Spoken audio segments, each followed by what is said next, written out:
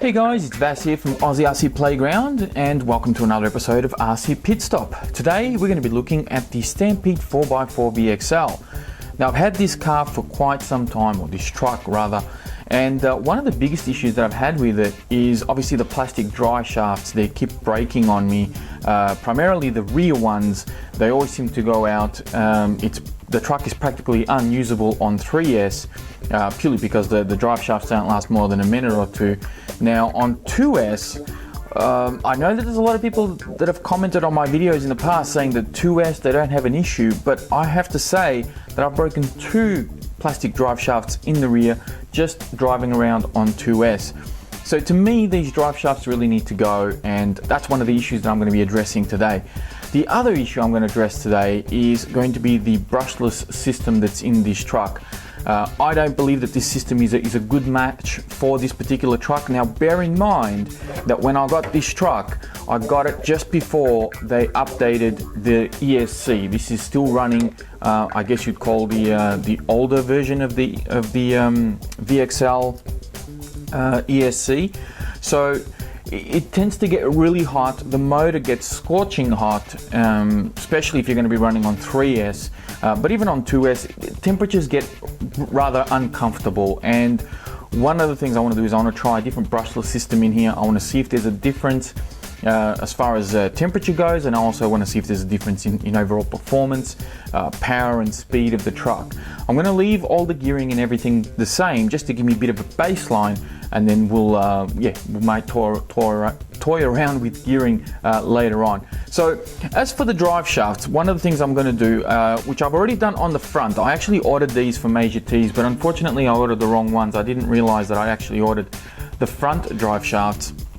So now I've actually got the rear ones, and of course I got the brushless system ready to go in here. So the drive shafts that I've gone with, I know that a lot of people like to go with MIP, and that's great. I know that MIP are a solid drive shaft. I have them in my Viterra Helix and they're practically bulletproof.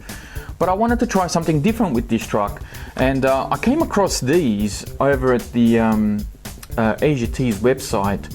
And I kind of had a little bit of a read of the reviews that some people were posting up on their site, and a lot of people seem to be very happy with these, and these are a much cheaper alternative.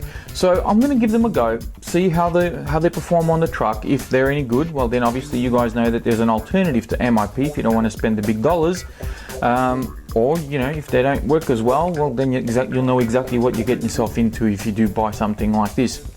So these are for the rear. We're going to be installing those, and of course as far as the brushless system goes, you guys would have seen me unbox this I think late last year in 2014.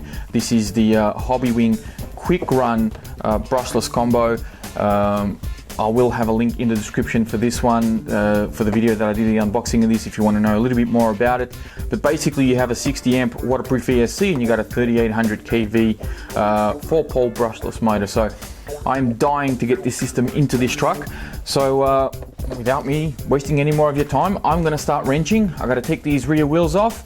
We're going to start with the drive shafts. I'll come back and show you the finished product, and then we'll kick over and go into the brushless system.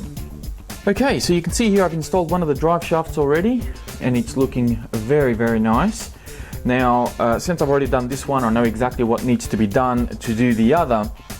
I figured I'll take the opportunity and just show you exactly what you need to do in order to swap this guy over. So obviously you need to take out your wheel. We're going to take out this little hex adapter here, push out the pin, and if I can grab it, let me see. There we go. There is a little washer that goes in there as well, so yeah, the truck's a little dirty, but you got to kind of get your fingernail in there to pull this guy out. Here we go.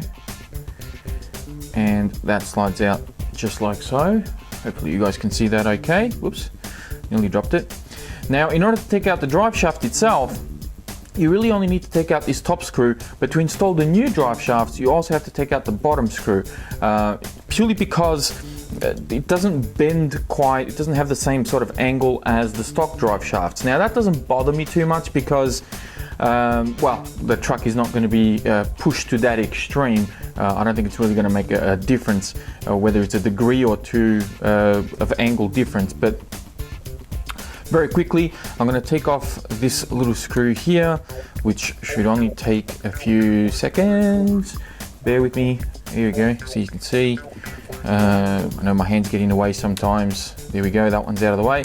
So now, very simply, you can almost see that these actually go practically on a right angle. So it's very easy to pull this out without having to do anything else. But to put the new one in, you can see that it doesn't have the same angle. So it's a lot harder to put this guy in, and you do need to remove this bottom screw and just remove this hub in order to put it into place.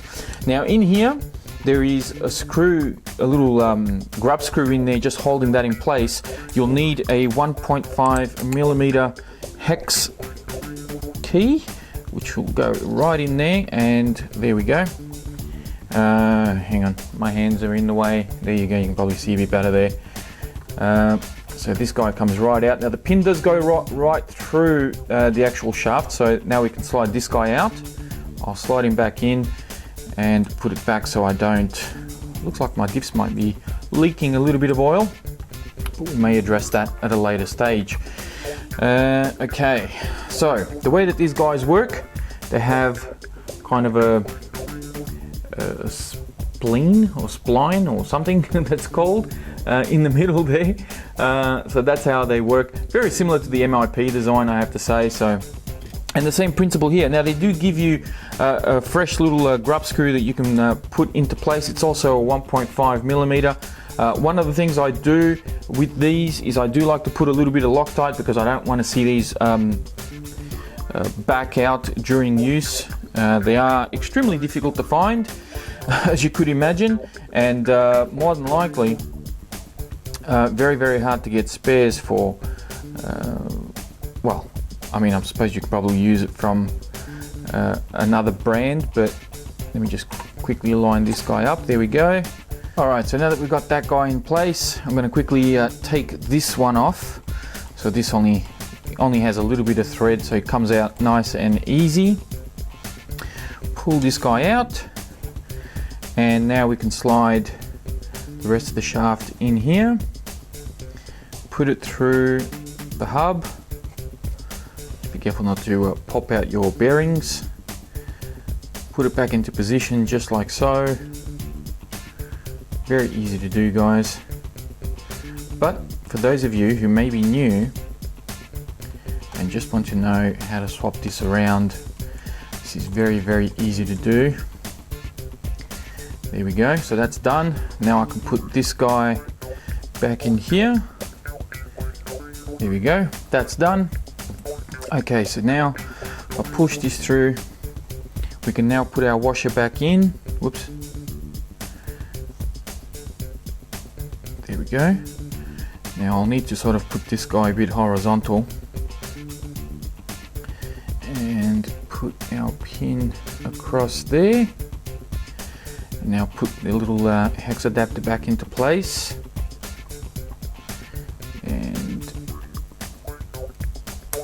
There we go, bit of a click, and it's all done. There we go. Drive shafts in the rear are all finished up. I'm now going to put the wheels back on very quickly, and we're going to focus our attention to the electronics.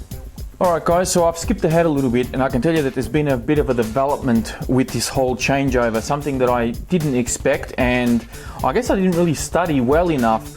And it's one of these things that sometimes as you work on the RC, you find out all these little things that, well, you know, I just hadn't planned for. So as you can see, I got my wheels back on, well, the rear wheels anyway. Now, something to keep in mind, I want to mention this very quickly because I did miss that earlier. The old Traxxas Driveshafts, they obviously come with a wheel nut for you to put wheels on. And you can see here that I've got the existing wheel nuts on the old drive shaft. And that is because the new drive shafts that I got from AsiaTees, these GPM ones, they actually have a thicker thread. Now I do have my wheels on, as you can see, and that is because they actually include the additional wheel nut that you need to put on there. So you don't need to use the old ones. The only thing that you may find, depending on the wheels that you're using, is that you may need to bore out the existing hole just a tiny little bit, and I'm talking by the most minute of tiny amounts. I used a 5mm drill bit, and it was basically the same size of the hole, but I just kind of wiggled it around a little bit in there, and it gave me the room to slide the wheel on. So That's all you really need to do, and then you can keep these as spares or throw them out, whatever you want to do with them. So now you can see that the truck does not have the electronics in here. I've already taken out the VXL system that was originally installed in the truck, and I went to go and put my new brushless combo in there.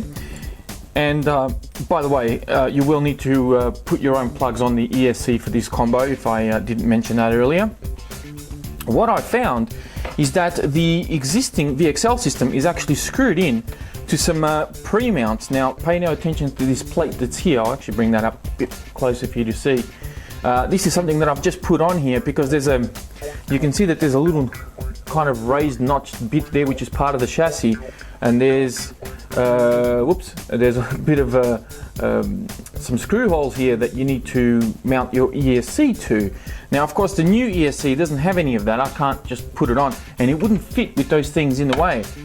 Now the first thought that came to mind was to just Dremel these out. You can probably just go with a Dremel and cut them out and get rid of them and have a nice flat surface for you to stick your new ESC on.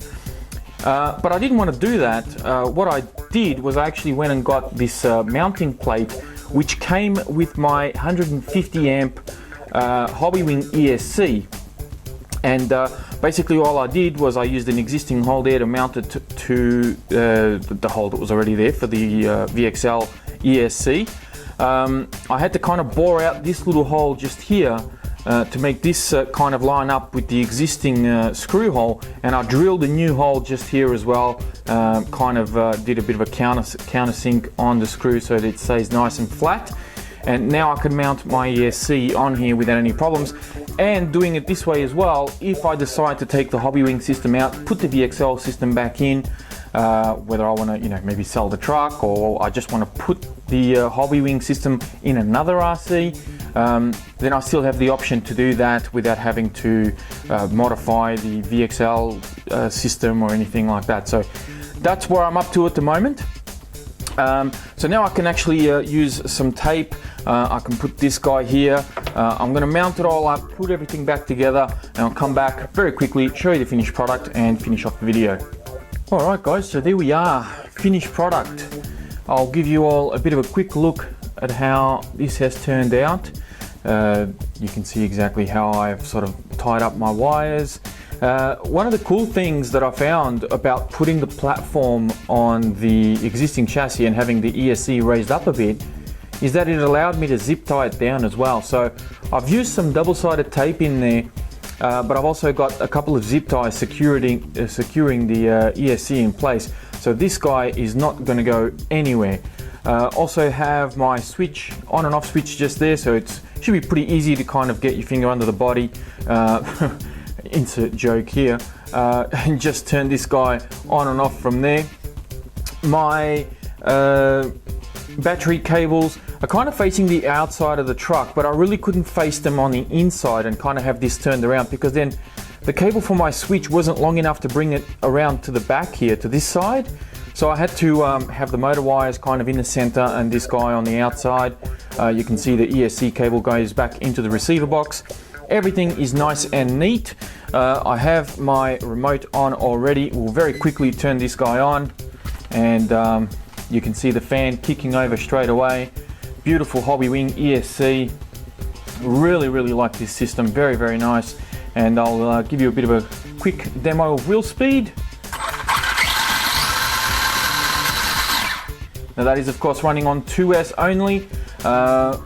I'm going to have to test this guy out and just see what sort of the motor temperature is going to be at, what the ESC temperature is going to be at, find out exactly whether or not I can actually gear this up a little bit now, maybe run a bit taller gearing on 2S and just leave the 3S for really big speed runs. But at least I know that I can be fairly liberal with the truck and have a good time with it and bash it around without I guess having